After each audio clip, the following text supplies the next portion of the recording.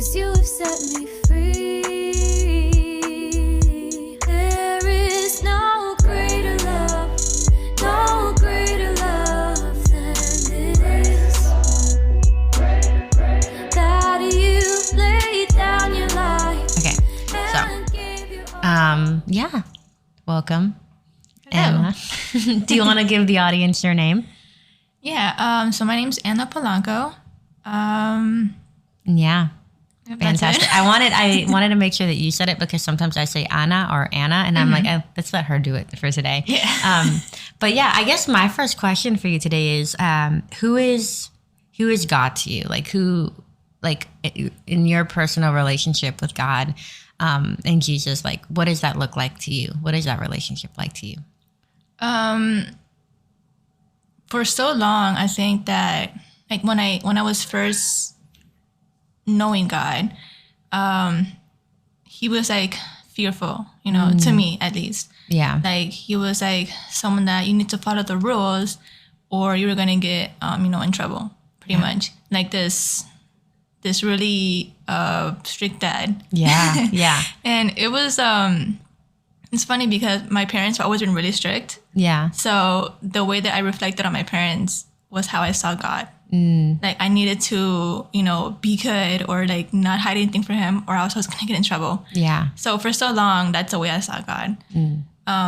It's so different now because now he's like, my friend, someone that's always there for me, someone that I can talk to, pray, and like someone that I can confide in. Yeah. So it's like a whole transition. And so like growing up, how did that go from I'm going to get in trouble if I hide things from him or if I, do wrong to this is actually a relationship that I can have with him and grow with him spiritually? I think I changed somewhere around high school, I guess, when I started knowing him more. Because before it was more of what my parents told me or like the way that they taught me. But when I started having more of a relationship with him, then I started to get to know him more and I got a different view of who he was. Yeah. Pretty much. Did you grow up going to church every day or were you more like on and off? Or did you guys just like grow up knowing about God but not as much practicing like going to church or like fellowship and stuff like that? When I was young, I didn't know much about God. So my mom was like strictly Catholic. But not even Catholic because she didn't even go to church. Yeah. So it was more of what she was taught. Like my grandma was strictly Catholic. She would go to church every Sunday, but the Catholic church. My mom wouldn't go, but she would still follow the norms of what like the ideals Catholic and does. like the identity of being Catholic. Yeah. So that's kind of what I grew up with. And then my parents were separated, obviously, when I was really young. So I got the two versions, like my mom and then my dad. And my dad was not Catholic, but also not really Christian. Yeah. And then he started being Christian when I was somewhere around middle school. So then when he started his journey, it's kind of when I started my journey. Because I would go with him on the weekends. So from Friday to Sunday. So obviously Sunday, I would go to church with him on Sundays. Yeah. So he kind of opened that up for me, God. Yeah. But it was difficult at first because he was still learning. He was still trying to figure out what God was. And I was just there. Yeah. So it was a really weird time. Yeah. Like a weird, not back and forth, but trying to find your identity in Christ as watching your father walk in his walk. But though, like, it's a whole different walk from your walk. If that makes any sense. Like, kind of like when you're at a job and you're learning the job and you're like, do I do it like how so-and-so is doing it? Do I do it how the other person's doing it? Do I find my own style of doing it? So yeah, that's interesting. And like for your siblings, because I know you have siblings, like were they also on that journey or was that like more? Not until later, because like I said, that was more of a thing with my dad. And when I would go with him is that I would go to church, but my siblings, obviously, they were just with my mom. Yeah. So they had their own thing. So it was kind of like my own thing. And they didn't start knowing more about church until later on when my mom became a Christian. which was when she met my stepdad. Wait. Your mom became a Christian? Yeah. Oh, that's amazing. I can't wait to hear about that, like how that transitioned. Yeah. So yeah, go back to that. Like your dad seems to be the first person to have become Christian. Yeah. And then you were pitter-patting behind him. Yeah. So pretty much like I was learning what he was learning, but it was still the same story like with my mom because I was with her more often. Yeah. You know, and she had the whole Catholic thing. So it's more of like these two correlations, like what do I follow? Yeah. Pretty much. But it was really helpful, I think, because when he started learning, like it started like opening up this new world and I started knowing more about God. And I was like, it's so interesting. Like I saw the way they were worshiping and how they were so into it and how happy they were.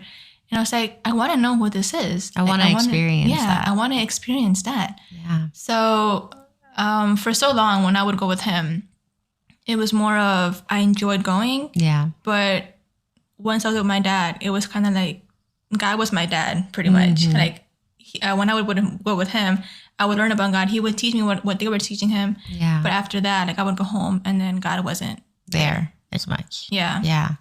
I feel like I relate to that in the aspect of like growing up Catholic and then watching Christians worship or even like Pentecostal people, like anyone who just is on fire for God. Like when you see them raise their hand up for the first time, I remember the first time I saw someone go like this and like just worship the Lord and put their hands up and me being like, oh my gosh, what are you doing? Like, you know, why like, are you so exposed? Why are you so exposed? Like I can see you. It's so funny because like from someone who's never done it before and you watch someone like worship the Lord so vulnerably and openly and like lay their heart out to him and have their hands up and be like, God, like, you know, take it and worship and sing and cry. And you're watching this, you know, and you're like your arms are down and you're like, I'm not doing that. You know, you're like, but it's also like, I wish I knew what that was like. Like, I wish I knew what you were feeling, but also I'm too in my head to do that myself. I felt like that for so long. Like I was, you know,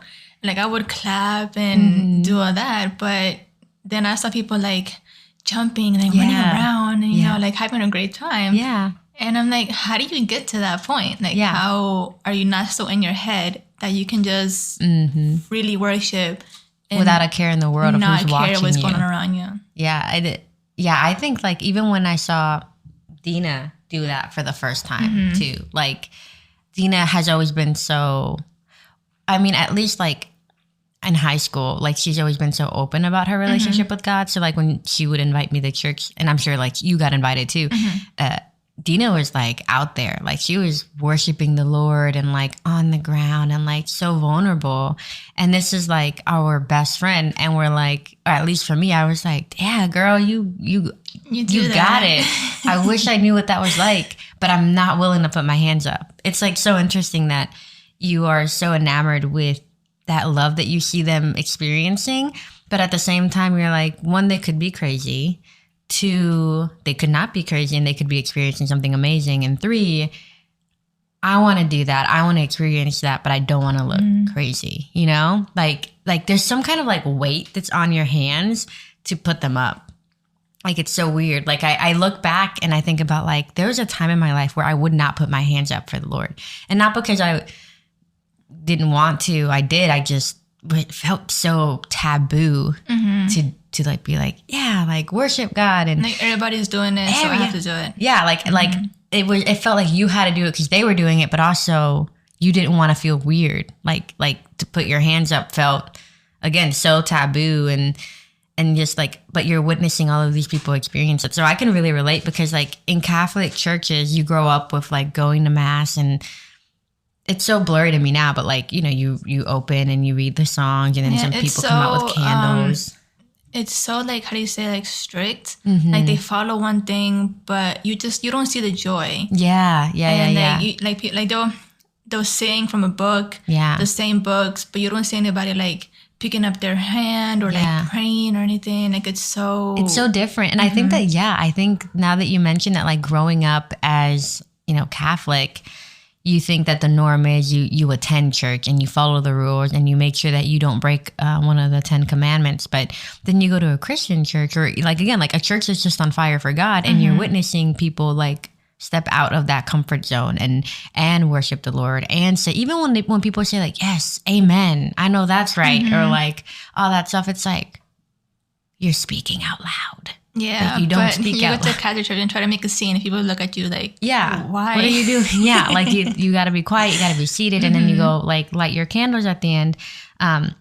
So talk to me about how your mom transitioned from Catholic to Christian too, because I imagine that was also like a transition for her to walk from like her original upbringing to walking in a different. Yeah. So it was a really hard to get to that point, because when I was in my journey to become a Christian with my dad, she was really, I don't want to say opposed to it, but she didn't like it in a way. Yeah. Like, so my parents always had like this really weird relationship where they always clashed. I think that's why they're separated, because they're polar opposites and they're always fighting. Yeah. So she viewed my dad as like, if he would like tell me something, she would contradict it.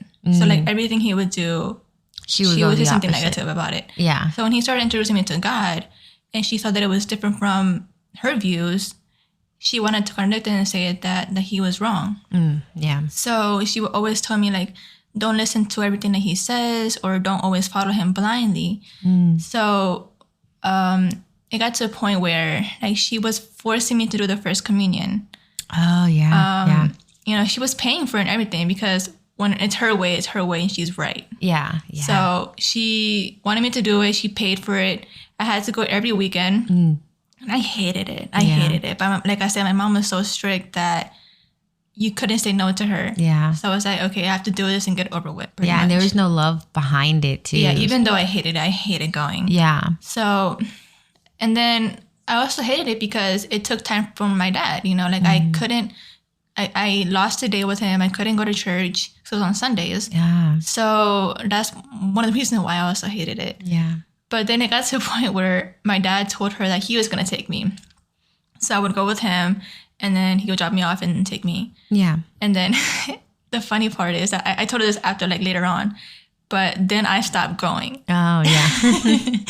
So my dad and I had this pact where like she was like, or he would say that he would take me and then not really take me. Yeah. And eventually she found out and she was so mad. But then it was too far gone. I already missed a lot, and she had lost already like what she had paid for. Yeah. Yeah. So yeah, it got to a point where we lied about it. Yeah. You know, so I didn't have to go because he was aware that I didn't like it. Yeah, you weren't. And I was only enjoying going yourself. because she was forcing me to. And he was so happy to contradict her that he was okay, like, we're not going. Yeah. He's like, this, I'm So, approved. there was always this, a fight between them about what was going on with everything. Yeah. Even, like, who got me. Yeah. Were you, like, a weekend, like, with your dad, like, Saturday, Sunday? Or was it, like, more just whenever you got the opportunity to see him and spend time with him? It was... he had a Monday to Friday job. So he would always pick me up like Friday after school or when he would get off. And then I would stay with him until Sunday. Pretty much that was our agreement. And then here and there, like in middle school, obviously I did sports. Yeah. And my mom had this job, so she couldn't pick me up. He would go pick me up because he had a job where he could get off earlier. Yeah. So I would see him more those times. And then we would go to eat afterwards, and he would go drop me up home. Yeah. So it was just those patterns. Yeah. But I imagine that still felt inconsistent. Yeah, it was. It was really hard because I felt like I had to be in two places at once. Like I was missing time with them, or it was just the uncertainty of like having to pack to go somewhere for a weekend and then not being stable. Yeah. Yeah. Or like having to say, oh, I can't do this because I have to go to my dad, Yeah. And then also feeling bad when I had to cancel on him to do something for like on a Saturday. Yeah. And so it took time from seeing him. Yeah. Yeah. So yeah, it was really difficult when that was going on. Yeah. And that's so common, I've heard, among a lot of like kids who grow up with separated parents, is the back and forth and the need for stability and routine, but feeling like I don't have that. Like, I don't have a set routine. I don't really know what's going to be going on in like a week or two from now because I don't know like the setup. And so like, it's so interesting that that's so common. And, but yeah, like, so to go from that and then like, did your dad invite your mom to church? Did you invite her to church? No. So, so my mom met my stepdad. I want to say when I was around 7 or so, something like that. Yeah. Yeah. So they started going out.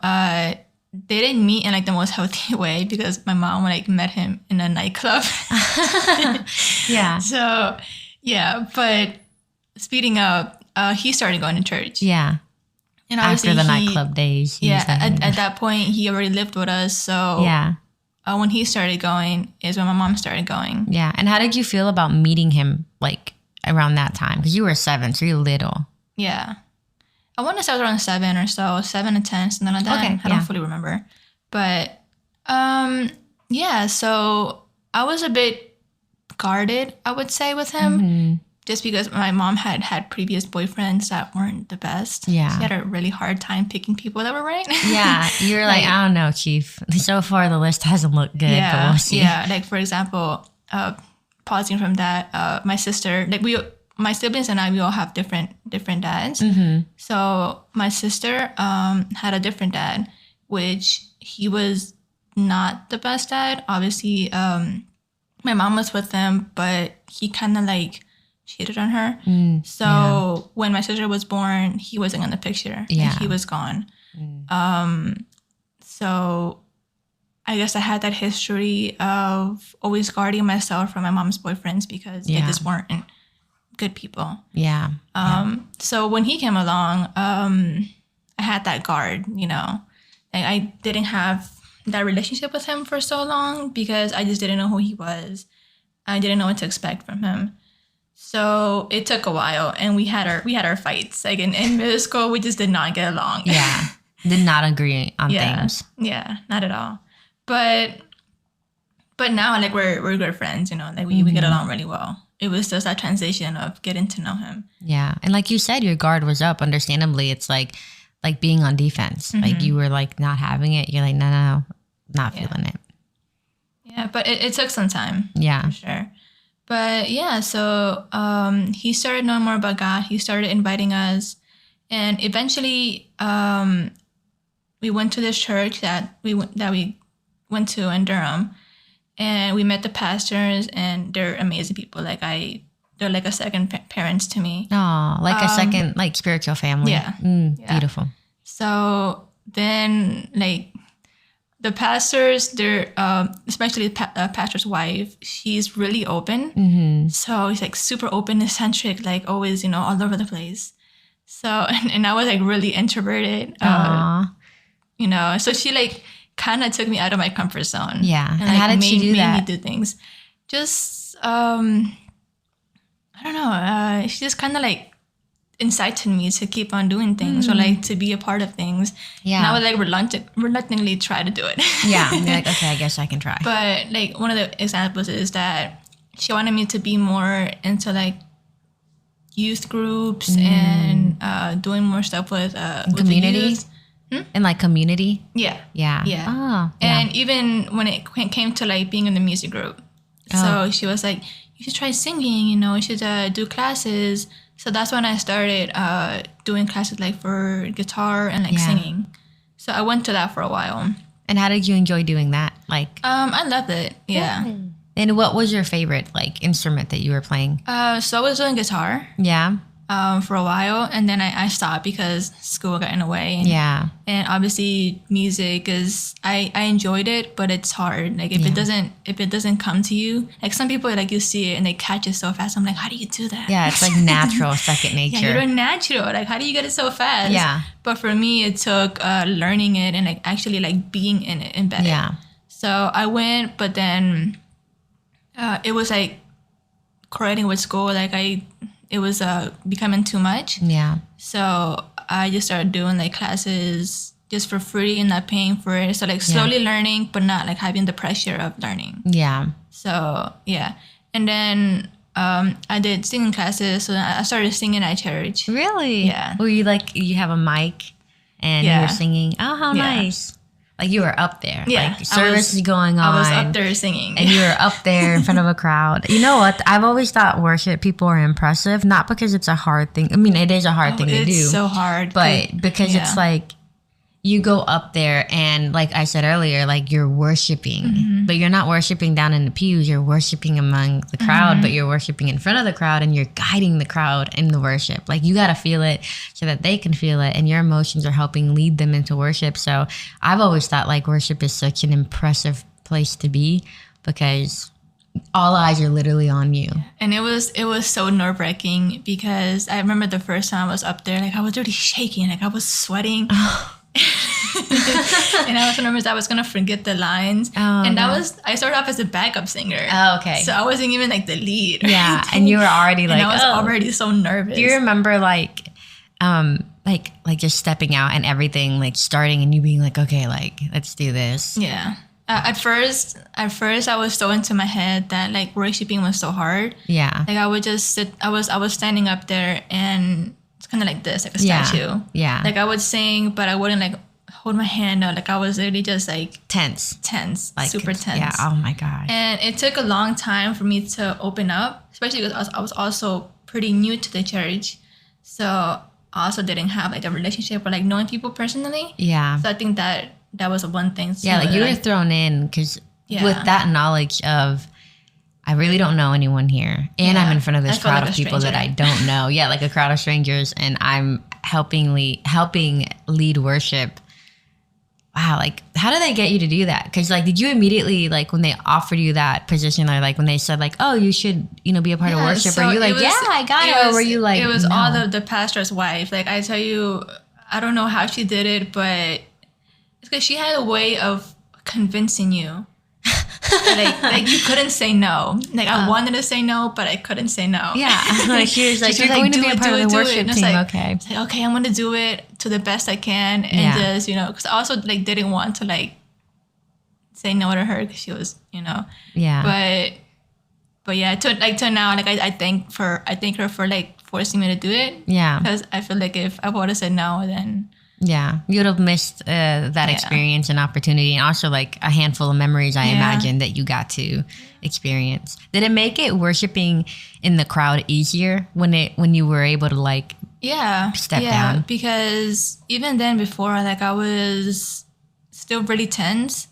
Like I would worship and everything, but I would still be afraid to be in the spotlight. So I wouldn't like sing out or like say amen or whatever, or pick up my hand because I didn't want to like cause a scene. Yeah. Or like have people look at me. Yeah. So being put in a spotlight and having to learn how to do that in the spotlight, it changed a lot how I worship. Yeah, it cracked your shell a little bit. You came out of your little shell. Well, it's amazing because like maybe, I don't want to speak for her, but maybe she saw that in you and said like, this will probably help her come out of her shell. And even though like you were placed up there in the shell, it probably like just really got you to kind of step out of your little shell and then appreciate being down and being like, now I can raise my hand because they're definitely not looking at me. Not compared, because like, I was so reserved. Like even before I started singing, I was so reserved. Like I would talk to people, but I was mainly just in my own bubble, and I would just go just to go.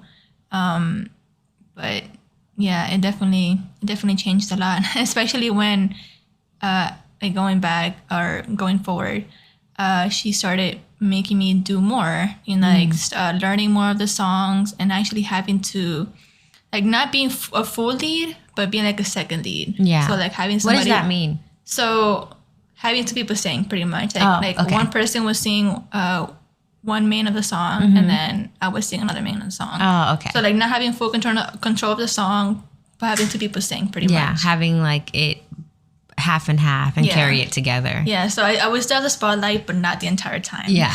And were you ever given the entirety of the spotlight, or were you always like? Yeah, later on. Yeah. It kept growing. Yeah, it wasn't I had to sing songs on my own. Oh my god. Or at least lead songs. Yeah. And then was this, I imagine you were singing in Spanish, right? Yeah. Okay. Yeah. Okay. And was that difficult because, in school you're speaking English and probably listening to a lot of like American songs, but then also practicing speaking, like not speaking, but singing in Spanish and carrying the note? No, because I mean, originally my first language was Spanish. I didn't learn English until I started going to school. So Spanish was all I knew, pretty much. Like at home, it was all Spanish. Wherever I went, was all Spanish. My friends were English. Yeah. Especially, if I had friends that were Hispanic, it was like a bit of both. Yeah. But Spanglish. yeah. But whenever school was all English, so I was used to it. Even I would think that singing in English felt more weird because I wasn't used to it. Yeah, you had adapted to it. Yeah. Oh, good. So you weren't too outside your comfort zone when it came to like singing in that language. You were more just uncomfortable with or at the beginning, stepping out into a crowd of people and being like, all right, I'm going to help you lead worship. And how interesting. That's impressive that she got you to go up there. Because like the idea, not that it, like it happened to me, but like the idea of it ever had at that age happening to me, I probably would have crumbled. Like I probably would have gotten in my head of like, yeah, I can do this. And the moment I went on stage knowing myself, I probably would have been like, no, I cannot. Oh yeah, and I made mistakes. Like I would go up there and I would lead a song and I would make mistakes. But our church was pretty small, and at that point I knew people, so I did get nervous, but I kind of like I knew them, so I knew they weren't going to judge me if I messed up. So I felt more secure. Yeah. If I forgot a word or I started more like faster than the song did or anything. So I did mess up, but I felt more secure. Yeah. Now, if you were to go to like a different church, like visiting, I would get so nervous. Oh, so I don't know, people like, I can't mess up. It has to be perfect. You know, like, it's a new group of people. I'm kind of like representing my church. Yeah. So it was that stress that would come back when I would first start singing. Yeah. And that was always like, it never went away, but it started getting easier to manage later on. Like you had better tools to, when you went up there, you're like, okay, well, I know what to expect. I would use my fear for, like a motivation. Yeah. Instead of like going up there and like going like this. Yeah. Yeah. Oh my gosh. Again, like that's impressive. That's incredible. Yeah. And like with all of that, was there any a point now that you're going the Christian like church? One, what did your dad think when you were finally like able to kind of actually go to, like actually go to a Christian church? Like this was actually something that you were doing more of. And then when did you start feeling like a personal connection with God? Like no longer a God that you fear, but one that you are in a relationship with. Yeah. So I think I would say, so all through middle school is when I was in the process of learning about God. And I think high school was when I actually started having a relationship with God. Because all through middle school, it was when I was like learning with my dad. So I knew about him, but I was still, how do you say it? Still like kind of clueless or guarded about it. Yeah. And then when we started going to church with my mom is when I started kind of like venturing out to learn more about myself. I guess it started when we started going to different churches and I started knowing more, people my age, started making friends my age. Yeah. That's when I started like learning more about God, or like, I guess they motivated me to like kind of take things in my own hand and not just kind of depend on my parents to teach me. Do you remember the first thing you learned about God? More of like his character personally in your life, or like, was there ever a moment where you're like, oh, how interesting? Like anything that you remember at the beginning of your walk with him? I guess it's hard to say. Well, when I was in middle school, I had like, me and my mom didn't have the best relationship. So I guess going from there, when I had all those issues with her, is when I leaned more into God, pretty much. And I started seeing him more as a friend than just someone that I had to like, follow the rules for. Because she had her own, her own mindsets. Yeah. And I had my mindsets. And like I said, she was super strict. Like I wanted to do so many things in school. And she kind of like stopped me from doing it. because she was so protective. Yeah. So like I was like, I want to stay after school to do this and that, and she was like, no, because I can't go pick you up. And I was like, well, my friend wants to bring me home, and she's like, no, because I don't know them. Yeah. And then it got to a point where like I couldn't like get her to meet everybody. Yeah. So she could like trust that I would be okay. Yeah. So then I stopped doing things, you know, I stopped because I just couldn't, you know, she didn't let me. So that grew so much resentment with her because I felt like she was stopping me from doing so many things, from growing. Yeah. Because obviously I would do things in school, but there's so much you can do in school while school is going on. Yeah. You felt limited. Yeah, I felt very limited. And even then, like with friends, you know, like you can socialize in school, but you can't fully do it while you're in class or anything like that. So like, let's go out to eat or let's go do something else. And then she would say no. Yeah. Or like invite them to the house or anything. Yeah. But at that point, my family was like so, I don't know, like I didn't want to involve my friends into what my family were doing pretty much. Or like bring them into my house. Yeah. You didn't feel comfortable bringing them into that space. Yeah. So, but obviously she wouldn't let me go out. Yeah. So it was really hard. So then that caused like a barrier with me and her to the point where I felt like I couldn't talk to her. You know, I saw her like as a stranger kind of. Yeah. Because I didn't feel comfortable telling her things or being honest with her, but I was getting in trouble or feeling judged. Yeah. You didn't feel like there was open communication without judgment. Yeah. Like you immediately were like, I can't tell her this, but if I do, there's going to be like repercussion. There's going to be some reaction, and I don't really want to deal with a negative reaction. Yeah. So that's where like me and my dad, like I felt more open with him. Like I felt like I could talk more with him. And so that's why, you know, I guess having that connection that I had with him and God, it helped me a lot because then he started teaching me, you know, whenever you're at home and you feel something like this, like pray. Yeah. You know, whenever you feel alone, just pray. So even if I didn't have him in my household, I felt like I had a substitute, which was God. Yeah. And I couldn't talk to my dad, so let me talk to God. Yeah.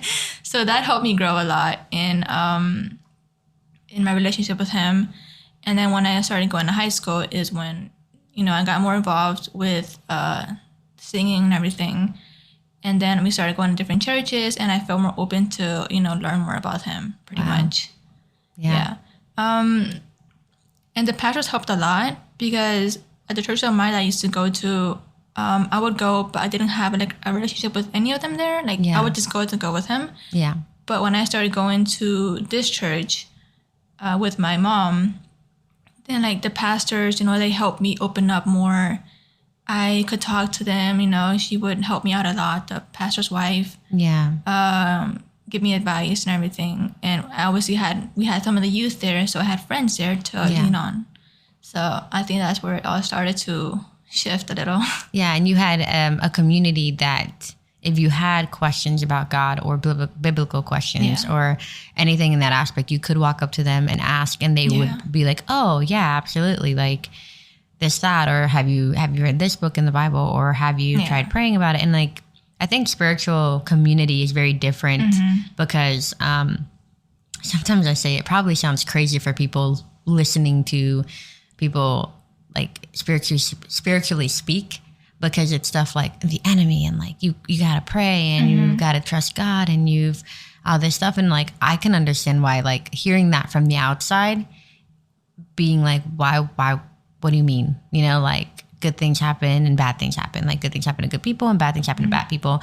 But then it's like, I think that communities teach you, but bad things can happen to good people, because that's what the book of Job teaches us, is that like a fantastic man in the eyes of God, but like he was still targeted and attacked, and like, you know, like horrible people can still have like a good outcome happen to them. So it's very interesting that like when you have that community that you can lean onto and kind of learn the character of God a little bit more through guidance of others, and also vulnerability too, because I think that also taught you to kind of be, like you said, a little bit more open, which I feel like is a very hard thing to do when you first start in your walk of God, because you don't know how to handle so much. At least for me, I was like, I think the only person that I would ever confide to was Dina, because for some weird reason, like I said, like she was crazy enough to understand what I was saying half the time. I was like, I think this is going on. She's like, yeah, it is. Yeah, it is going on. And I'm like, okay, great.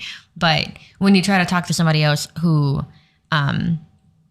doesn't see that perspective, or, you know, like also doesn't go to church, and it is more of like, I don't know what you mean. You know, like when you tell someone like, oh, well, if someone does you wrong, you just turn the other cheek. Yeah. And you never strike back. And people are like, yeah, no, I can't relate to that. And so it's something about community too that is very helpful, because then you don't feel bad for saying like, and I didn't blow up. And they're like, yeah, like it's hard.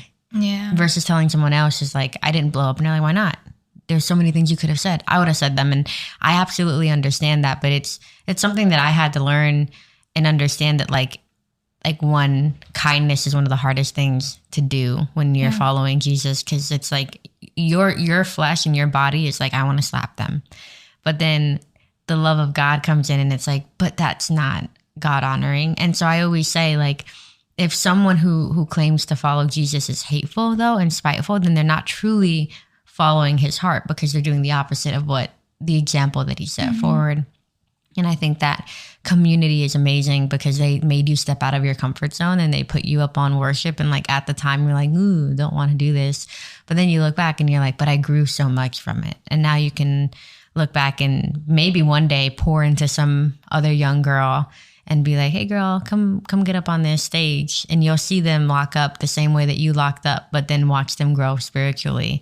And so how is your relationship with God now? Like now that you have been graduated from high school in like, you know, years, and you are now an adult and in the real world, like how do you feel like your relationship with God has been? Like how has he used his relationship with you and your relationship with him, and how in like the pain that is real life been affected by it? Like, yeah, what has God done with that? Yeah. So with everything that's happened, that I've lived through, you know, God has always been there. He's always, like, he has put us in some really hard situations, but I've noticed that, like, how they say that, you know, God always bends, but he never breaks. Yeah. So he'll put you in all these situations, all these hardships, but you'll never, like, be hurt from it. Yeah. Like, you'll be emotionally distraught, but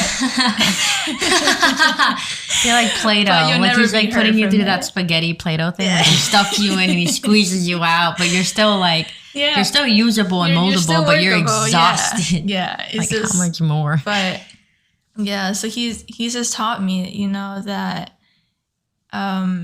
that I can trust in him, you know, that he has put me through the worst situations. But even if I'm going through the worst thing, like I know that it's only a stepping stone. I know that he's gonna get me out of it eventually. You know, I just have to ride it out like a roller coaster. Yeah. So it's just, I feel like now I can just trust him more. Like I know that when things happen, when bad things happen, I might feel hurt. I might, you know, feel a lot of things because I'm human. But at the end of it, like once I get all that out, all that anger out, I know that God's there. I know that he did it for a purpose. Yeah. You know, I know that even if it's the lowest point, that he's going to get me out of it. So I guess it's just that security. Yeah.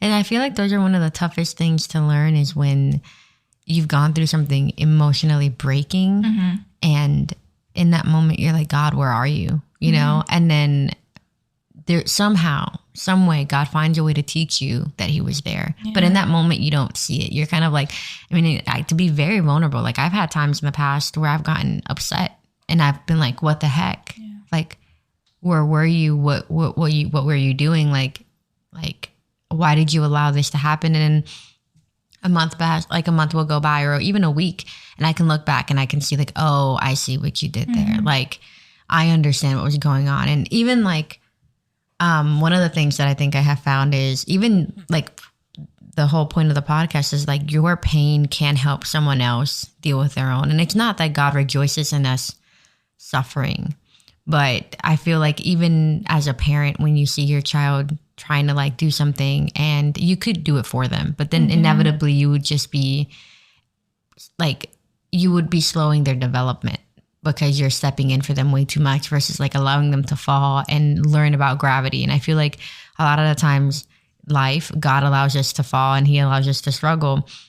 And it's just interesting because like, yeah, like because of that pain, you somehow learn to trust God, you know, like you said, like you can bend, but not break, or he can mold you like clay and put you in all of these shapes and forms. And somehow you come out loving him more after all of that pain. You know, you end up trusting him more after all of that pain. You know, it sounds crazy saying it, but you come out and you're like, wow, God, you truly are faithful. You truly are incredible, because somehow I've come out of this stronger and better.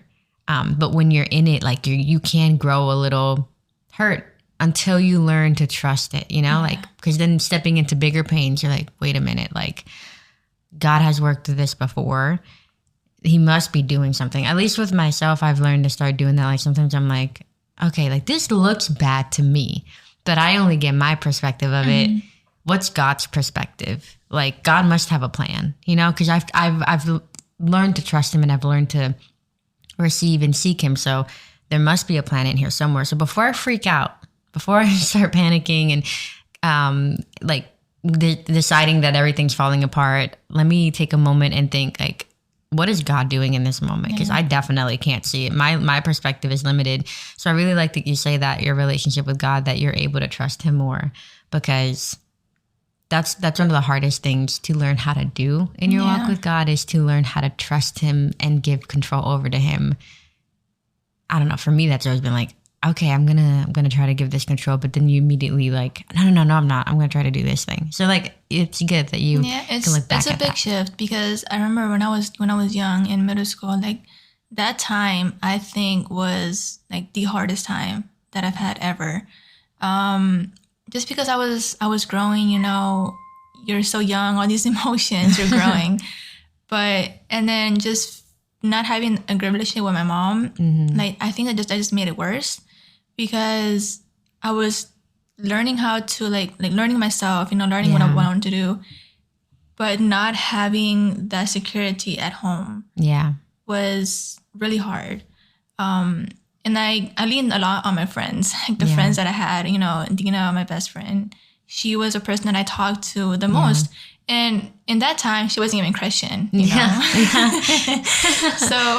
So it did make it kind of hard, because like I had this thing where I knew God, you know, but she didn't, you know, she was, so I got a perspective of her, but not in, you know, a God way. Yeah. But she was really helpful, because you know, even when things were so hard at home, you know, I had her to lean on. Yeah. And she became like my family. Yeah. A side of my family.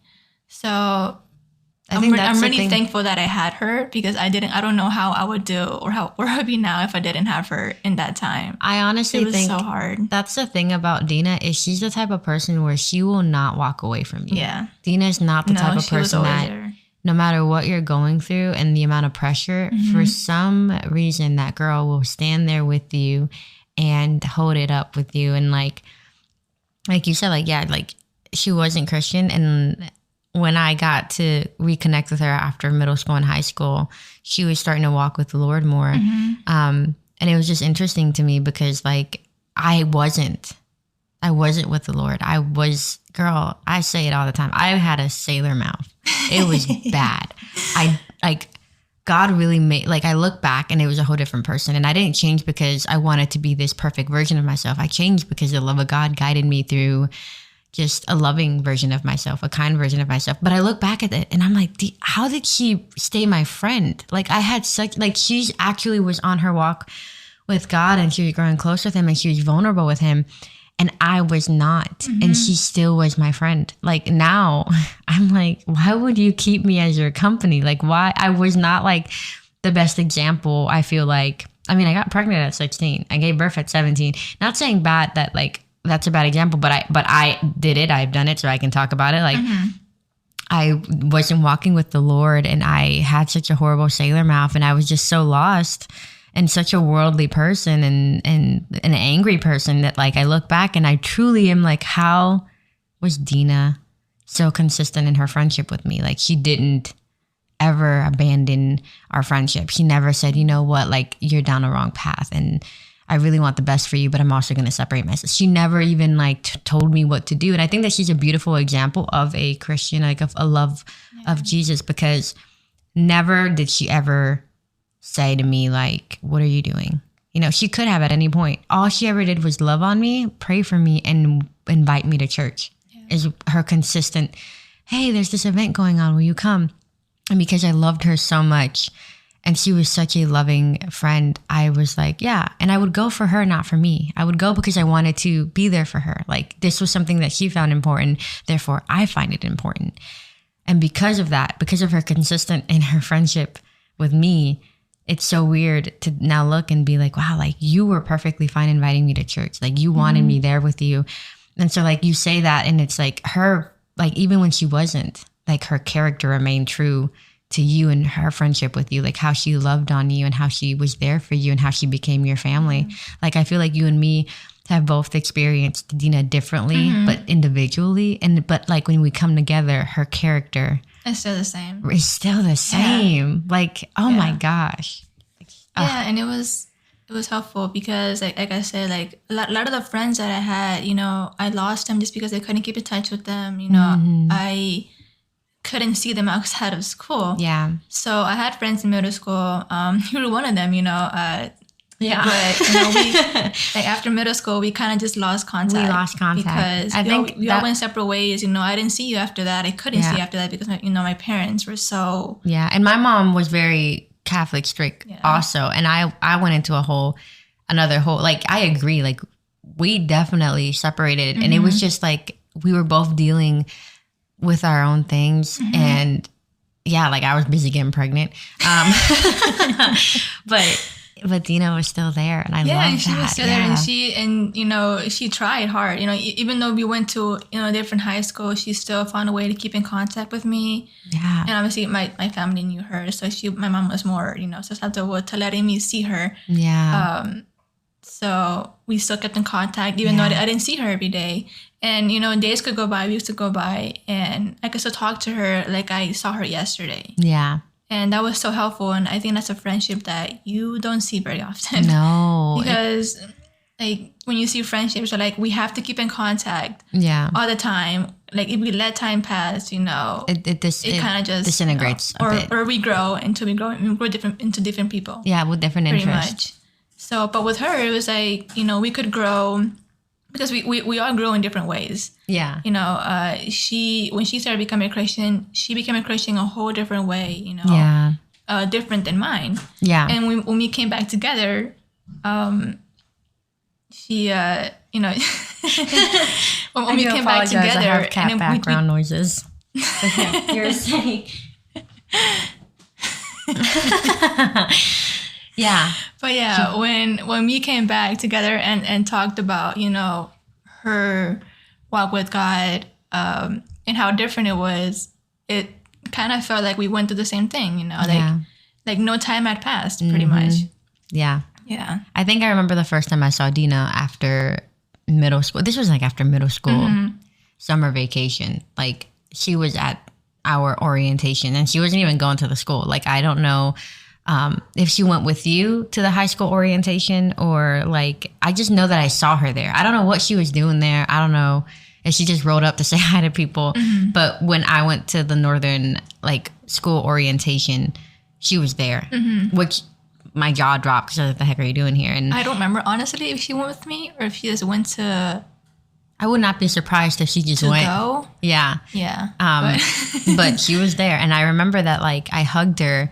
And it truly felt like no time had passed. And we both started crying. I'm talking about like I was crying, she was crying. Why are we crying? It's only been 3 months. But I think we both understood that like we're really not going to be able to see each other again for a long time. Yeah, because I didn't see her throughout the 4 years of high school. Again, I said I was getting pregnant. Like I was busy. Yeah, like, I had but it's crazy how it was only 3 months, but not having contact with someone. Like it feels like there was such a big time lens. Yeah. After you saw her.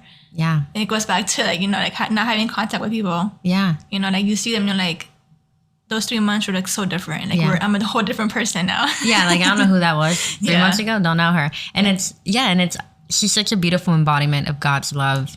Like knowing Dina is also knowing God's character because she represents him. Like, she is such an amazing ambassador for God. Like, she is on fire for the Lord, but very open and loving and caring. And again, like, she loved me when I was such a worldly person. And again, like, was such a good friend to me. And I look back at that and I'm like, how the heck were you friends with me? I don't know how she did it, but she stayed friends with me. She stayed loving and caring and humble. And so I love that about her. And yeah, so it's like a beautiful representation of God's character. And I do love that, like, while you're going through all of that, like, God just was able to place such a good friend in your life that could help keep you rooted, even if she wasn't there in her walk yet. Yeah, and I'm really thankful because, like I said, he put me through so many hard things, but he still had someone there for me to get me out of it, like to talk to bring me back to, I guess, the goodness, you know. Yeah. So I was really thankful for that. That's incredible. Yeah. And just it's just funny when you look back and you get to see God's, like, handprint on your life and how he put pieces in a particular place. Yeah. So, like I said earlier, it makes it easier for you to trust the Lord when you are where you are now, and, like, something does get difficult, because then you're like, okay, well, you must have a plan. Yeah. Like, you've had one before and you'll have one now. And I heard one person once say, like, I've gotten over worse. I've made it through worse. So I can make it through this. And again, why, like, community is so important. Like, being alone is easier because being vulnerable is hard. And when you follow God, he calls you to be vulnerable, because then you are able to, like, step in the community and have people step in for you. But it's, like, one of the hardest things to do, to say, I'm not okay right now.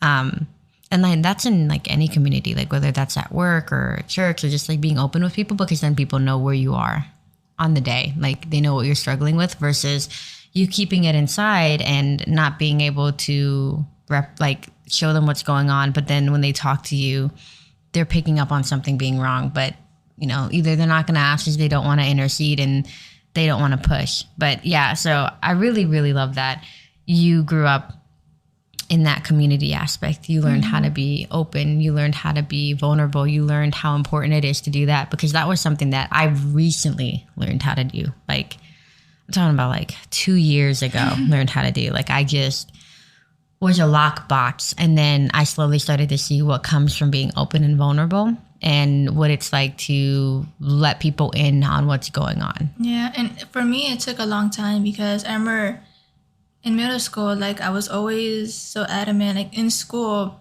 I was always happy. Yeah. You know, I never showed what was going on at home. Even though I felt so many things, you know, I had so much anger in me. Yeah.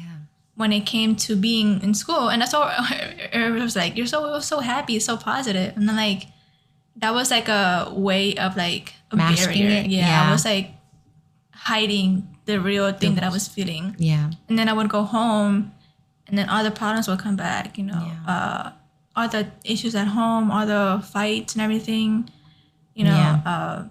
So it was like, school was kind of like an escape from all that, you know, where I could be someone that wanted to be happy, someone that, you know, wanted this perfect life. And then I would go home, and then I was like, kind of like going back to reality. Yeah.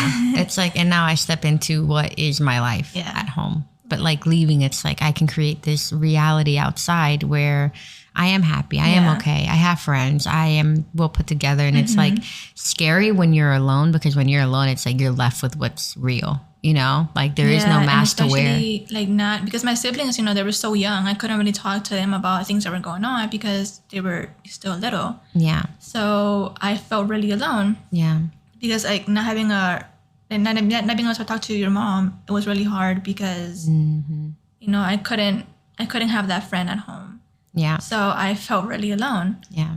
And if I didn't have, you know, a Dina where I could, like, call her up and tell her, you know, I feel this way, or this is going on, and then she would give me a reassurance, then I don't know what I would have done. Yeah. Because I had, like, there were so many bad thoughts. Like, even if I knew that God was there, I guess I didn't know him enough to trust that whatever was going on would be okay.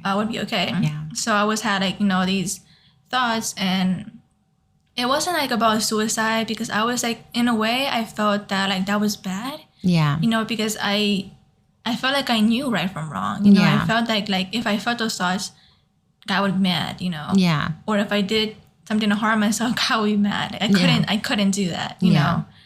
But it didn't stop me from feeling those feelings. Yeah, those strong emotions that would overcome you. Yeah. Or like getting to a point to feeling like, why am I here? You know, why was I born? Like, was it some mistake? You know, all that.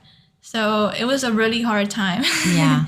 Like having to go through that and not knowing if things would change. Yeah. And what God had you here for. Like, what do you have me here for? And so if you could talk to your younger self in that time, like if you could like have her in front of you, what would you have said to her? Like, what would you say to her in that sense of like trusting God and like, I promise you, like, this is just a growing period in your time. Like, what would you say? I would just say, you know, like, don't lose hope, you know, just be the best person you can be and that things will get better. Yeah. Because at that point, I didn't know that things would get better. Wow, that's good. A lot of the times we will live in the moment and be like, this can't get better. Yeah, and especially when you're 15, you're like, you feel like the world revolves around you and everybody's staring at you, everybody's looking at you, and you don't see anything past your life. Yeah. Pretty much. Like you don't think about the future. You don't think about what you're gonna do, like how adults do. Yeah. Like now I'm always thinking about what's gonna be in the future. But back then it was just, you know, what's gonna happen tomorrow. Yeah. But not how my life would be later on. Yeah. So I was like, I want to be 18, you know, I want to escape from this and, you know, become an adult and like have things be different. Yeah. Like, you know, oh boy, they're different. Just a new level of hard. I'm saying like you don't know. Like you don't know what it all entails to be an adult. You just know that you're this defenseless kid that nobody listens to and that you feel alone because nobody understands you. Yeah. So you want to be an adult so you can feel different than what you're feeling. Yeah. And then you step in and you're like, this is not what I want. This is not what I want. Go back. A lot of us are like, oh gosh. So I guess it goes back to your question. Like if I were to talk to younger me, I would say like, don't be so quick to grow up. Like stop getting in your head. Like do more things that you can do at your age that you can't do when you're an adult. Yeah. You have all the time in the world. Yeah, like have more fun, you know, explore more things. Yeah. Even if your parents don't let you, like try. Yeah. But yeah, I would just say, you know, like just enjoy being young. Yeah. Because I felt like for so long I was forced to have to grow up. You know, especially because my mom was so absent. You know, I had to learn how to do things on my own. You know, like even riding a bike, like she didn't teach me that. Like I had to learn that on my own. A lot of things that I had to explore on my own. Yeah. It's because I guess I didn't have that teaching. Yeah. So yeah, and even with my siblings, you know, when I was in high school, my mom was always working, my sister was working, so I had to become like a parent to them in a way instead of being their sibling. Yeah. So yeah, so when I think back, I'm like, I don't remember like a kid me. Yeah. Because I just see this adult that had to be an adult even. Yeah. Take on the responsibility. Yeah. To carry all of that. Yeah. And do you ever look back and see God helping you in all of that? Do you ever like, wow, like that was God? Yeah, for sure. Right, because I feel like if I didn't have him, then I don't know what way my life would have turned. Like, I don't know if I would have been, you know, in the wrong crowd or just doing bad things that I knew were bad, but still doing it because I was going through those things. Yeah. I feel like if I didn't have, if I didn't know him and I didn't feel fearful of him, then I would have done some things that I would have regretted now. Yeah. You know? Wow. So it was definitely a big help. I feel like he guarded you from yourself. He guarded me from a lot of things, for sure, especially in high school, you know, when there's so many temptations. Yeah, girl. Mm-hmm. He guarded me from all those things. Yeah, and that's so good because I think your knowledge of him and being like, even though it was like from a fearful standpoint of like, well, I know that God wouldn't want me to hurt myself. Mm-hmm. And now you see it from a loving standpoint that he's like, well, I just don't want you to hurt yourself. Mm-hmm. Like, I just don't want you to feel pain. But back then, I was like, oh, I don't want him to get mad at me for hurting myself. Yeah, before it was like kind of like my mom. Like if I do this, now she's gonna like take this away from me, or like I'm gonna get in so much trouble. But now when I see it, I'm like, he was just trying to protect me. Yeah. You know. Wow. So it's now that I'm older, I see things differently. Yeah, and it's our frontal lobes are developed, and they're putting in work.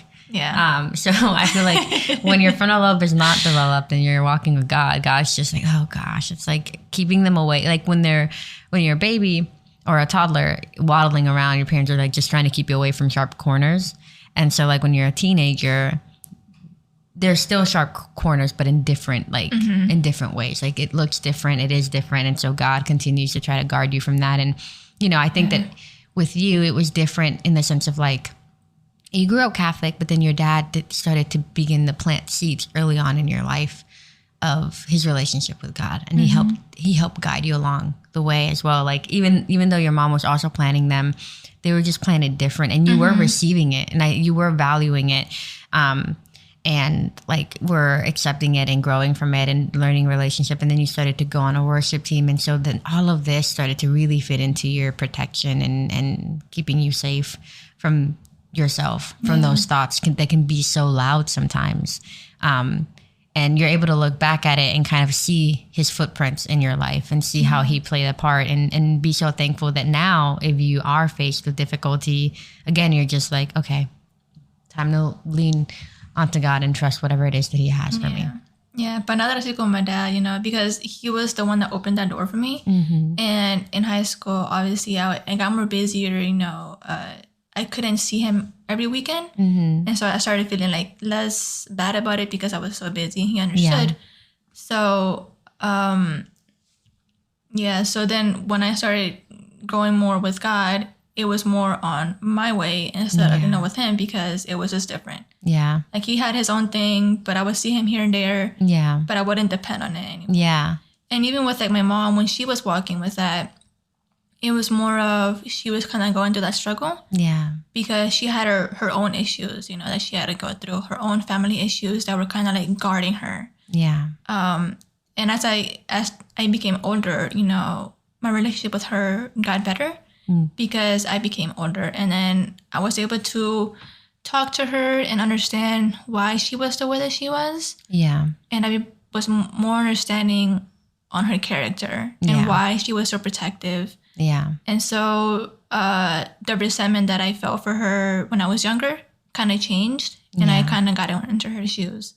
Yeah. But I guess it took me getting older to understand her. Yeah. And see her more as a friend than a foe. Yeah. Yeah. Yeah. I feel like God has a tendency of softening our hearts. And I love when you said her character, because I feel like God has a way of being like, no, but look at their character. Instead of feeling defensive and they're your foe, like you were able to see her as a friend and also like meet her in that space and like, oh, like my mom's got this going on. And so she probably projected something onto me. And because for so long she was herself, she was so guarded with her, with what was going on with her.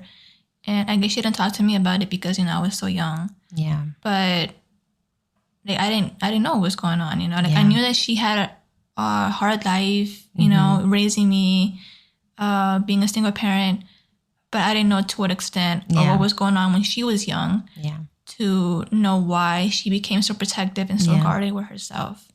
So, That's amazing. I think it's incredible to listen to people's individual stories and kind of see how God showed up for them individually and like for every individual person, because there really is like a different story behind every name and behind every person.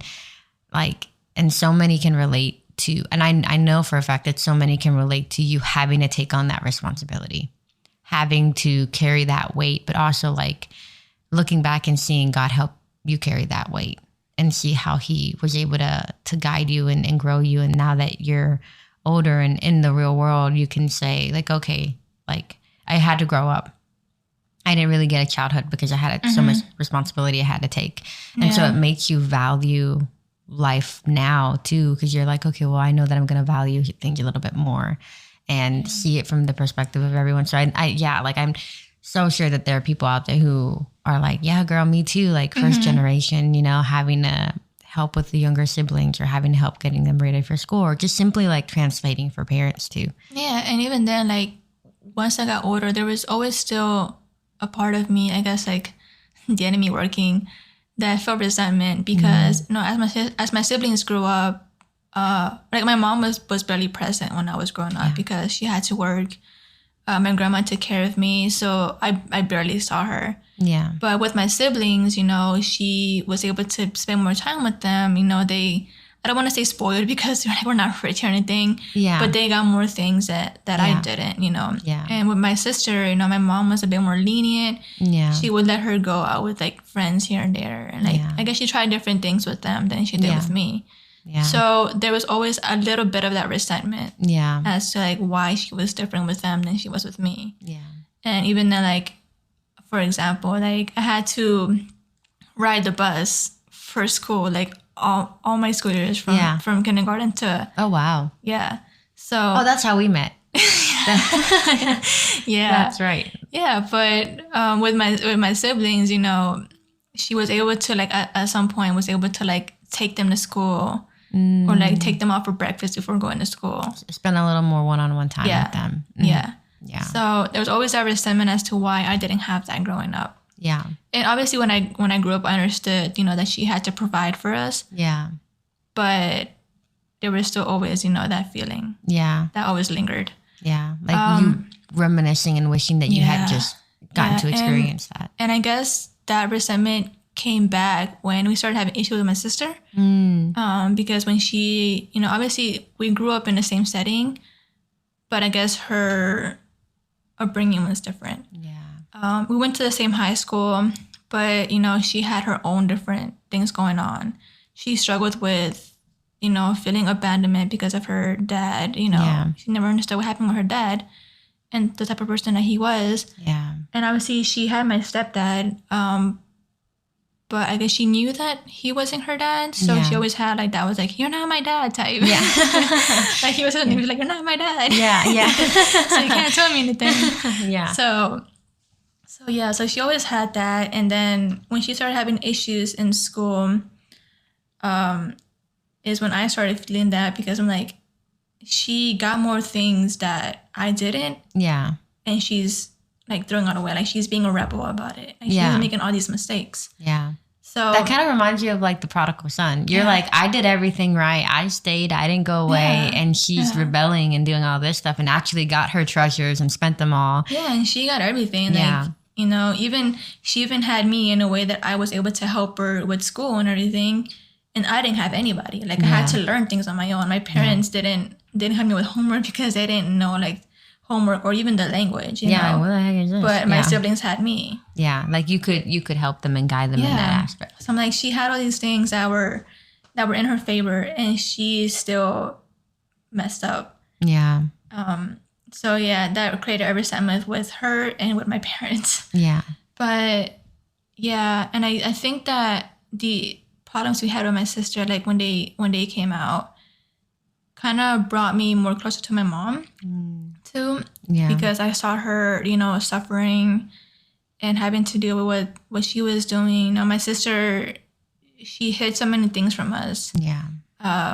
Like even from middle school, like we didn't know some things that she did that kind of came to light when we found out what she was hiding in high school. Yeah. You know, so she was hiding a secret boyfriend. And obviously, you know, my mom, she was strict, but when we got older, she was like, you know, you can have boyfriends, but I want to meet them, you know, and all that. Yeah. But the boyfriend that she had was not like a good person. Yeah. So she knew that she wasn't going to be acceptable to it, so she kept it hidden. And so before that, like we didn't have issues with her, you know, she had her own things. She had a bigger attitude than I did, but that's just her personality. Yeah. So it was like, you know, it was just her personality and nothing was going on. So when we discovered what she was hiding and the fact that she like was going out with this dude that, you know, like introduced her to like weed and all this other stuff, then that's when her true self came out. Or not, I don't want to say her true self, but the person that she was hiding outside from home. Yeah. Wow. So that's when she was like trying to just like retaliating and everything, and it got to a point where like she just didn't want to be home. She ran away from home for 2 weeks. Oh, wow. So that time for my mom was really hard. Yeah. Because she was gone. We didn't know anything about her, and it was in the same time as like the pandemic was going on, like right on it. Oh my gosh. So getting the help from the police or like getting anything was like so hard because everything was shut down. Yeah. So like we had to move on our own, and having to go out and talk to people when the pandemic was going on was like really scary. Yeah. Because it was like a really big thing. Yeah. At that time. So wow. Yeah, it was a really hard time for her. And for me too, because I felt like because she saw me as a parent, I kind of felt like it was my fault too in a way. Yeah. Because I guess I didn't give her enough trust in me that she could trust me or talk to me. Yeah. That she saw me more of a parent. Yeah, you felt like she couldn't like come to you. Yeah. Like she couldn't confide in you. Yeah. Yeah, because like we would always like, hang out, go places. I would take her shopping if she wanted to. She loves makeup, so she always asked me to take her to a makeup place and everything. So we had that, but we never talked about what was going on. What was going on with her personally. And I would ask her, so it would be like, how's school? And she'd be like, it's fine, but I didn't think much of it. I was like, no, maybe she just doesn't want to talk about it. Yeah. Which I got because I was, I was in her place. Yeah. But I didn't know to the extent what was going on. Yeah. Not to the point where she was, going through some things in school. Yeah. And just like skipping school and all that. Like I didn't know any of that. Yeah. Until we found out. Yeah. And I imagine that was just. Yeah, like I didn't know that was going on. And she knew God too. Like we would go to church, like she knew that, but I guess she just didn't have the relationship that I did. Yeah. Or she's on her own path at the time. Yeah. Like she didn't grow up with that, like the way that I did. Yeah. So she knew about God, but she just didn't have a relationship with him. Like she was still like, up there with me sometimes, like she's really gifted when it comes to music. Wow. And she can pick up an instrument and like find a tune really fast. Wow. She has a good ear for that. Yeah. Way more than me. Yeah. So while I was up there singing, she was already like doing like here's like small songs here and there with the guitar. Yeah. And she was really good at it. Yeah. So she was really gifted with that. But I guess it wasn't enough because she just didn't know God to the extent. Yeah.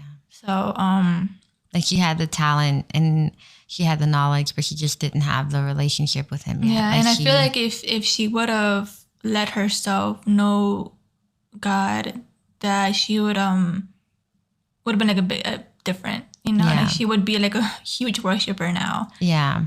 But it just depends on a person, Yeah, and everyone is on such a different path and timeline because, like for example, like you were on your walk with God before Dina, and then Dina was on her walk before me. I was definitely the last one in the group to hop on because I was like, no, I'm good. I'm doing my own thing. And finally, like everyone is such on a different path. And like when it comes to God, like he's a God of consent. So he's not going to like bust down the door and say like, you and me are going to like grow together and I'm going to teach you how to like do life. Like he's more of like, I'm going to patiently sit here and just wait. And it takes incentive. Like he's, like you said, he's not going to push your way into your life. You have to invite him in. Yeah, you have to be willing to let him into that. Yeah. Like you can know so much about him that you've learned or that you've heard, but if you don't personally let him into your life, then he's kind of just going to be, on the outside, just looking at you. Yeah. And I think that's what happened with her. But yeah. Yeah. So when she went through all that, obviously she came back home and things were hard for a while because we didn't have that trust with her. Yeah. Like the times that she tried to run away, it's a lot. Yeah. But it got to the point where like she even like stole my backpack, to pack stuff because my mom had taken everything from her. Yeah. but she wouldn't go away. So she stole my backpack.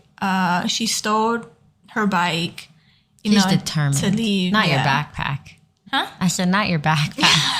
Right. And I was so mad because that day that she did that, my mom obviously, caught up to her. We found out that she had left. Yeah. Because she left at the window and she took the bike. Yeah. So we caught up to her, and then when she came back home, like I just felt this rage. Yeah. Because like she just like I'm really adamant about my stuff, and like people touching my stuff. I'm really OCD when it comes to that. So to wake up and see that she just had tossed my things on the floor and taken my personal belongings, I had this rage. You felt violated. Yeah, and it wasn't because I'm materialistic, not at all. But it's just the fact that she stripped that from me. Yeah. And found it so easy to take my thing. Like you feel like she didn't sit there and say like, maybe I shouldn't do this. Maybe I shouldn't abuse. Yeah. And that's the thing that for so long, like I guess even to this day, she never fully apologized to me about doing that. I kind of just had to learn to forgive her. Yeah. Yeah. Because, she's young and she's going through some things. So yeah, I never got an apology from her. So I had to pray and tell God to tell me to, or like help me forgive her. Yeah. Because for so long I had so much resentment. Yeah. And not just the resentment of that and then her running away, but the pain that she put my mom through. Yeah. Like knowing like when I was older and like the things that my mom had gone through, and then piling that up and then having her, more pain. Because those 2 weeks that she was gone, she was like in so much pain. She was crying every day. Yeah. She still went through her daily routine, but when she would sit down in the afternoon and like barely eat, just really sad. Yeah. And I felt that sadness, but I felt like I had to be strong for her. Yeah. So I couldn't let myself cry in front of her, Yeah, you were trying to be strong for the both of you. Yeah, I would do that behind closed doors, which was a thing that I was so good at, Yeah, yeah. Trying to be strong and positive in the light, but then on my own time is when I would like let it all out and like, God, why are we going through this? Yeah. Or why are you putting us through this? So, yeah, and so when that was going on, like I guess I had more time with my mom, and that's when we got a bit closer because, we would talk more. Through that brokenness, you guys were able to seek one another out and come together for it. Yeah. So in a way, it helped us become closer. And even now, it's like the same thing, but we're more closer than we are now. Like I feel like I am equal to her. Yeah. Like not as my mom, but as a friend. Yeah. Yeah. And I can talk to her about something, and then like she won't judge me now, or like I can be more open with her, and she can be open with me. Like we can sit down, and like if she needs to cry, she's gonna cry. Yeah, like you guys can be vulnerable together. Yeah, like if she's going through something, she can cry to me and tell me what's going on, and I'll try to give her the advice that I feel. Yeah. Yeah. Yeah, and you guys are able to be there for one another now after such a difficult thing to go through. And I love that you were able to forgive her even though you never got that apology, because a lot of people like can relate that they never got an apology, and the hardest thing is to forgive when you weren't even asked to forgive. Yeah. And like even for me, like saying, like I talked about it in my episode, like that pain that I felt, and then also coming to a place where I can just be like, but I forgive, because there's like, once you forgive, you let go of that power that can sit over you and that pain and that resentment. And it's a hard thing to do, especially when like you never feel like you got closure from it. Yeah. But you still choose to lean on to God and just, like you said, pray and forgive and move on from it. Yeah. And it was really hard because, while she was going through that, obviously, we shared a room. So when she would leave from the window, it kind of fell on me because my mom was like, she kind of like blamed it on me. She was like, how couldn't you have heard that she left? Yeah. Or this or that, or why wouldn't you be more, settle to what's going on? Yeah. I'm like, it's not my fault. Yeah. But I felt like she was blaming me. Yeah. That guilt. And later on I understood that, she was just protecting things because of all the anger she felt and everything. Yeah. So it was not that she was blaming me, but, she was just trying to, get it all out. Yeah. But in that moment, I felt like she was blaming me and that everything fell on me. Yeah. So, yeah. What a difficult thing to go through as a family. Yeah. And to also just all of it sit there and then come closer together and grow from it and kind of look back at it and still see the goodness of God in it. Yeah. But that's I a think hard that thing we to do. really needed that to happen because, before that happened, I felt like my family, because it's my stepdad, my mom, my 2 siblings, and my grandmother. Yeah. And I feel like we all just went, we were just going through the motions, I was doing my own thing, school, working, my parents were doing their thing, the kids were doing their thing, my grandma was still working. Yeah. So when that happened with her, it kind of gave us a realization that, we need to be more united as a family. Wow. Like we need to have more talks or because even then before, we don't have a dinner time, we never did. Yeah. But even before, I would get home, I would eat at my own time. Yeah. Everybody at their own time. They'll just get food and then I just go. Yeah. Pretty much. So we didn't have a time where we would sit down as a family. Yeah. And talk about what's going on. Yeah. So that was kind of it came as an eye-opening. Yeah. God shined a light on this is something you guys need to work on. She was going through her struggles, but she couldn't talk to us about it. And that it just kind of happened, Wow. So when that happened, we were able to try to fix the situation and, get help to a point where we got therapy, as a family. Wow. And just see what was going on. Yeah. And, she got therapy on her own. Wow. So I think that was pretty helpful. It obviously didn't fix everything because we're so stubborn and I feel like so many of us can relate to being stubborn. Yeah. It's what's the word? It takes time. Yeah. It definitely takes time to, and again, depending on the person and the individual, and then when you're working with a family, that's a lot. That's you're healing every heart and you're sowing into every heart. And I love that you have come closer together with your mom, but you also recognize that the Lord shined a light on things that you were dismissing, that you had, like you said, you had gone into a routine. Mm-hmm. And had become complacent in that routine, not realizing that each of you individually were suffering in your own way. Mm-hmm. And although through this heartbreak of your sister, through the separation of it, you still came together and it brought you close together. And it was wow, like you said, we need to communicate. We need to, we need to fix this. We need to be more of a family than just going through the motions and being people that live in the same household pretty much. Yeah. Wow, roommates. Yeah, pretty much. It was kind of like that, just roommates, I had my own thing. I was worried about what I was going to do tomorrow, but not, about what was going on around me or anything. Wow, yeah. So it was really helpful. And I think for my mom too, because like I said before, she has this mindset where, things have to be her way. Yeah. And that she's always right. Yeah.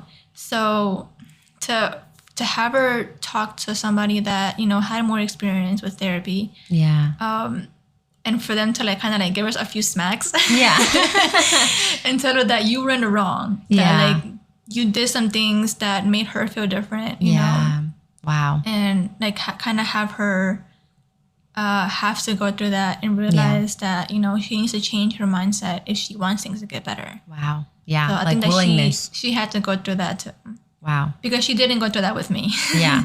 Wow. So for so long, she just had that mindset that she was parenting the best way that she could. Yeah. And then when this happened, she realized, I need to change things. I need to make things better if I don't want this to happen again. Yeah. And obviously we still have my brother that, he's still growing up. He still has to go through his things. Yeah. So spiritual growth pains, girl. They're real. Yeah. They hurt. So I feel like we had to go through that so we could know how to get better from there and how to not go through the same thing again. Yeah. Wow. That's incredible. Just all the pieces coming together. Mm-hmm. And then there's still so much more to go. If you think about it, there's but now, like you said, which fits really beautifully with what you said earlier, is you can handle that. You've learned to trust God. Yeah. And that's beautiful. Not an easy thing to do, but such a beautiful thing to do when you've finally learned how after everything.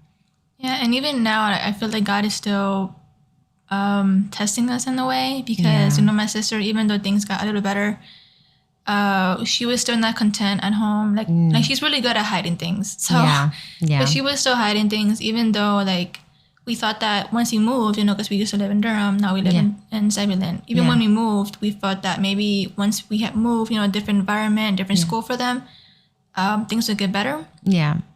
But it still kind of followed her. Yeah. She was still always making, bad decisions. It was just in a different place. Yeah. So, we still had to fight through that. She's still, I guess, my parents didn't realize the struggle that she was going on with, weed and all that, and how she was still hiding that. And, even recently, now that she turned 18 in January, is when I guess that, like, more things came out, like she always talked about how when she was 18, she was going to leave, like she was tired of being at home and everything. So we kept hurting that. And we just thought that maybe that she was just like saying it, Yeah. But once I guess her birthday started coming up is when like more things come out and she started like not hiding things. Yeah. Like to the point where like she was like, we found like a vape in her room. Yeah. She wasn't really trying to hide it, I guess. Yeah. And when my mom found it, like she wasn't even like, she wasn't phased. She was like, whatever. Like she was like, you have to accept that this is who I am. Yeah. Pretty much. Yeah. And then a few days before her birthday turned, my mom just found like weed in her room. Yeah. And then just the smell, like when I got home that day, like I felt the smell, like weed all over upstairs. So it was just the fact that he wasn't hiding things anymore. Yeah. And so obviously my mom had a talk with her, told her that she can't set a bad example for my brother. Yeah. Like she can't do this at home, because none of us, had gone through that. None of us, like my parents, they weren't alcoholics. They didn't have issues with drugs or anything. Yeah. So we never introduced that to her. Yeah. She kind of just learned that, outside of the household. So, my mom was like, if you want to do that, you can't do it at home, pretty much. Yeah. Because she finally realized that she couldn't stop her from doing it anymore. Yeah. Because she was, still doing it. Yeah. But she just didn't want her to disrespect the household anymore. Yeah. So leading up to that conversation, she was like, okay, well, since you can't accept it, then I'm just going to leave. Yeah. Pretty much. So that's what she did. She left once she turned 18 the same day. Yeah. No day less. Yeah. She's been waiting. Yeah. So for my mom, it was really hard. Yeah. But I think that, I guess she needed that to accept that she can't control her anymore. Yeah. She's had to accept that, she chose her own path. Mm-hmm. And she couldn't stop like living because of her. Yeah. Because, before she had all this stress, trying to, I guess, fix her. Yeah. Quote unquote, in a way. Yeah. And trying to do what was best for her. Yeah. And then it still didn't work. Yeah. Sometimes it truly is just on the person to find their time. Like I said, it reminds me a lot of the prodigal son, because she leaves, you stay. Yeah. And you feel like I've done everything that I can. Yeah. But the best thing too is also to remember that, like, on the day that she does come back, like when she is ready to come back and start a relationship and be open and honest and just vulnerable, like, to, instead of being like, don't come back. Like, you guys will remain excited and loving and caring. And sometimes, like, truly, sometimes you just have to let people go. And even though you're seeing them, like, I'm sure it was so hard to see her. Yeah. And that's what I told my mom, I kept telling her, you can't suffocate her anymore, because that's why she was leaving. You were always like, I was being honest with her, I try to be honest with her now, like, you were always controlling her. Yeah. And she just felt suffocated, so that's why she left. So now that she's gone, I just told her, you can't suffocate her anymore. Like, you can call her and tell her, ask her what's going on, how are you doing, but don't try to control her anymore. Like, let her do her own thing. Yeah. And Yeah, eventually, you know, I guess she's like, sometimes we have to learn the wrong way. You know, we have to go through bad stuff to learn that, you know, this isn't what we want. Yeah. It's kind of like how God treats us. He's like, I'm here when you're ready for me. Yeah. I see that you're making some bad choices, but I love you all the same. And when you're ready to come talk to me and allow me to be there for you. So yeah, I love that you gave your mom that advice, because you're representing, like, again, the character of God. It's like, we got to let her do what she's doing. Yeah. We can't suffocate her. We can't force her. It's hurtful because it's hurtful to know that, you know, she has everything here at home, and the fact that she's gone and now has to like work, isn't even fully done with high school. She has to go through that, and, you know, won't have enough to eat. Maybe might be doing bad stuff that we don't see. Yeah. So it's really hurtful to know that someone that you care about someone and that they're struggling because they want to. Yeah. But, you know, sometimes we just have to let it happen. And gotta let it happen. And I know for a fact there are so many parents who have gone and are going through that same thing, where it's like having to let go of control and trust and believe that God will bring them back to you. But also, if God lets us, you know, go through this, like you said, like, can't suffocate, can't control, because God doesn't do it. Like at least when I was out there wanting to do things my own way, like, God never forced anything upon me. Like, he was just always a light, soft knock of like, I'm here if you need me, and when you need me. And I'm sure you're the same way, like, we're here when you need us. Yeah. And he was for so long, because for so long, when I was talking to him and praying with him, like, I didn't read the Bible daily. Like, I didn't, you know, go through the motions of a Christian. Yeah. He was just there to talk to or pray when I felt sad or, you know, alone. So I had a connection with him in a way that I didn't feel like he fully talked to me. Yeah. But every time that I would pray or I would talk with him, like, on my own, then I felt like a sense of like relaxation, like things were gonna get better. Yeah, like he would just, again, like, he removes your anxiety and like bestows upon you peace, and then you learn to trust him and see what he has in store. So that's incredible. Like, I really appreciate you taking the time to sit down with me and talk to me. And we talked a little bit before we even hit play, so we got some good stuff today, like just being able to hang out and talk. And I really do appreciate it. And I know that, like, your story is going to help a lot of people, because there are families out there that don't realize that they're in the motion. And there are families who have had someone that they truly care about, but have watched them make some very, like, difficult or bad decisions. And you want to step in, you want to, you know, take control and be like, no, don't do that. Like, take the wheel. But sometimes you've got to let them drive, just let it go. And they'll realize for themselves. So I know that someone out there is going to be like, man, I know what that feels like. Like, that's a hard thing to go through, but also to see that even in that, you're still like, but I trust God, and I know that he'll see us through it. So yeah, I really appreciate you taking the time to talk to me. I know that the microphone sometimes can be a little intimidating, but after a while, people get really comfortable. And so yeah, I'm excited, and again, like, super appreciative that you took the time to talk to me and everything. And hopefully one day, you know, can have you back and get an update on how you've been and your continued walk with God.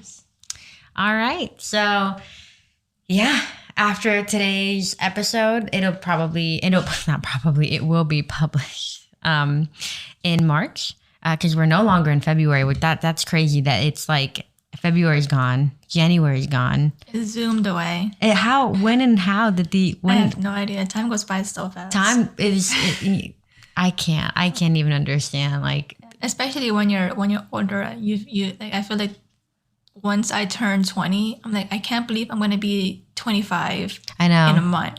I know. It's crazy. You think about it, and it's like, like with my clients, they're like, oh man, like I used to be 25 or something. And I'm like, what would you tell a 25-year-old? They're like, live, do the thing that you don't want to do. Like, you'll always regret the things you don't do. And like, that seems to be consistent. Flies. Yeah, because time flies. So, you know, now that we're on the topic, like, for anyone listening, like, if there's something out there that you want to do that would bring you joy and you're just afraid to do it, like, I mean, why, you know, you have life, you might as well live it joyously, and don't restrain yourself from the joy of life. But with that being said, me and Anna bid you adieu. Or abdu? I think it's adieu, right? Is it? You know what? That's embarrassing, but I'm not editing that because it's supposed to be authentic. So someone out there is like probably rolling their eyes. But yeah, thank you so much for listening, and until the next episode. Thank you so much for listening to What God Has Done With My Pain. As always, a huge shout out to Lazuli for her song No Greater Love that has helped make this podcast come to life.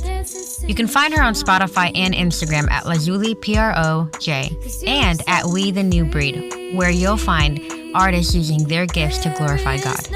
Swing by at What Way This Way on Instagram to catch some behind the scenes snippets. Make sure to follow the podcast so you don't miss a single interview. In the meantime, I would love to hear from you on social media or email. Until the next episode.